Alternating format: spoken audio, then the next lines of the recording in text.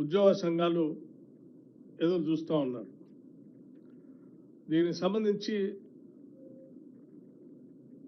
ఆర్థికంగా ఉన్నటువంటి పడేటువంటి భారాన్ని కూడా లెక్కలు కట్టి ప్రస్తుతానికి 2 డిఏలు ఉద్యోగ సంఘాలకి ఉద్యోగస్తులకు ఇవ్వాలని, ఒక డిఏ ఇప్పుడు వెంటనే చెల్లించాలని, అట్లాగే ఇంకొక డిఏ ఒక 6 నెలల తర్వాత చేపట్టాలని నిర్ణయం చేయడం జరిగింది. ఒక డిఏ ఇప్పుడు, ఇంకొక డిఏ ఒక 6 నెలల తర్వాత. ఇది అత్యంత ప్రధానమైనటువంటి అంశం ఉద్యోగస్తులకు సంబంధించినంత వరకు.